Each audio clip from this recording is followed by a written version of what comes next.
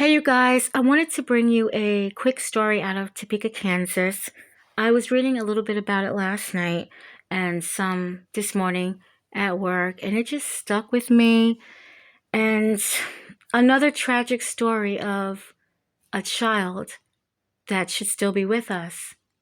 Again, this happened in Topeka, Kansas.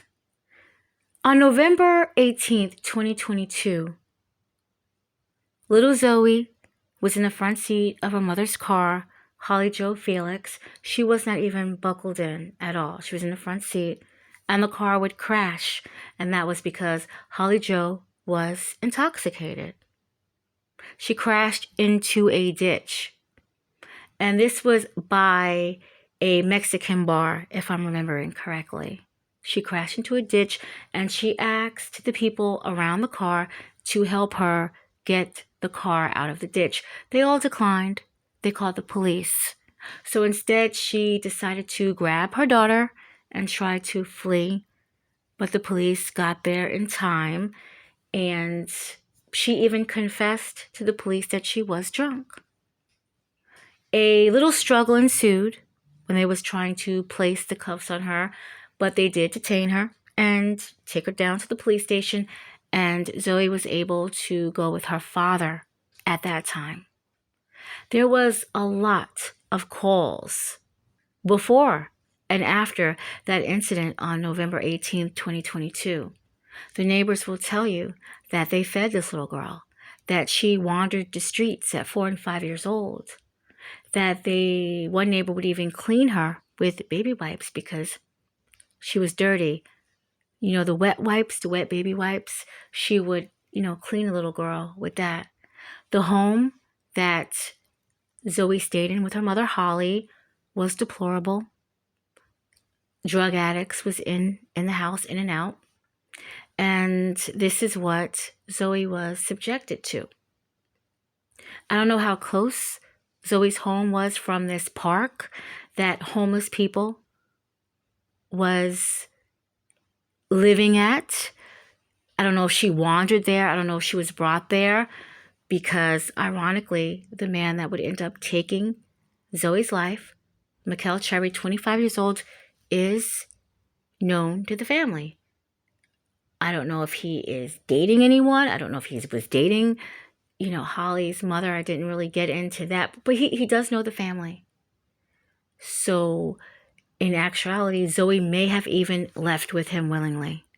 I didn't get to see that in any of the articles I left, but however, he did bring her there. She was sexually assaulted and she was murdered.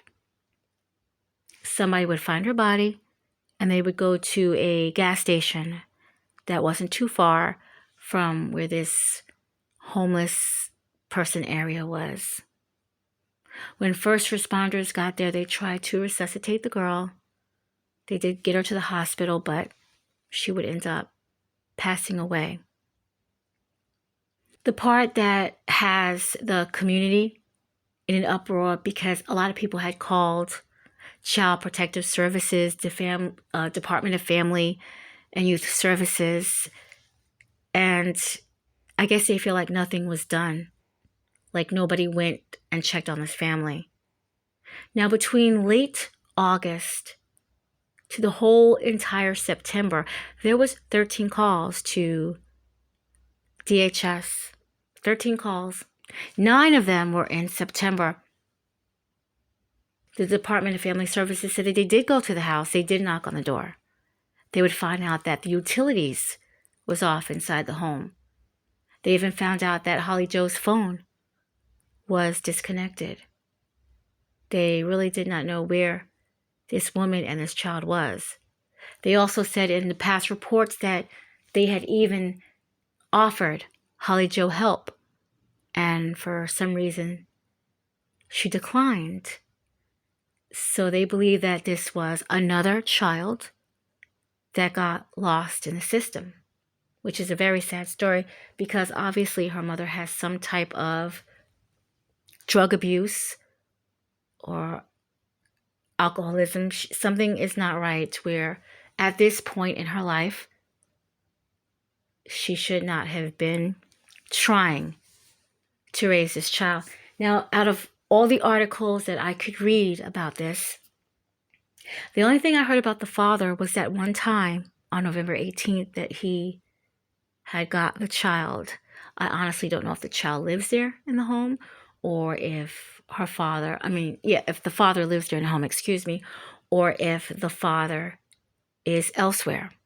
But that was the only time I had heard about the father.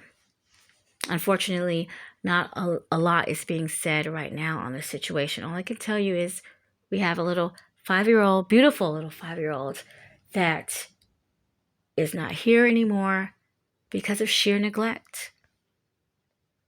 And it doesn't matter if it was because of the mother being on some type of, drugs, sheer neglect. Very, very terrible situation. Another story that I will be following up. And I do believe that Holly Felix was arrested for child neglect, if I'm correct. And I do know that Mickel Cherry, 25 years old he was, is being held on the R charge and murder in the Shawnee County Jail. Justice for Zoey. Hey, what's up, everybody? I haven't gone live in a while, so I figured why not. So, I'm doing better. As you can see.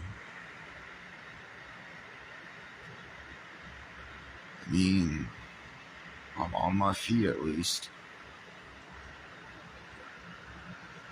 But I have one concern. Why do people jump at mentally ill people?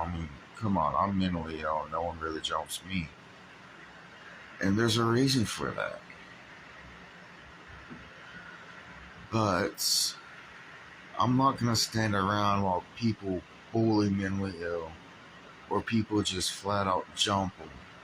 No, I'm not. I'm not going to deal with that. And the reason I'm saying this on live is because my brother Cole Frazier was jumped. He is mentally ill. So, for all of you that have mentally ill children or mentally ill family, please show support for those who have conditions that they cannot control, that they cannot help. I ask this, sorry, I just woke up. I ask this so that people will see that the mentally ill are not alone. Stick up for them. Just do what you think is right. Jumping them isn't right. Making fun of them and bullying them isn't right. So please, by any means, show your support. And those of you who are helping the homeless, thank you. Because I was at one point there. I was there at one time. And I really don't plan on going back. So, they have chances to get off the streets. It's a matter if they take it. I wish the best for y'all. And just know, y'all are always on my mind.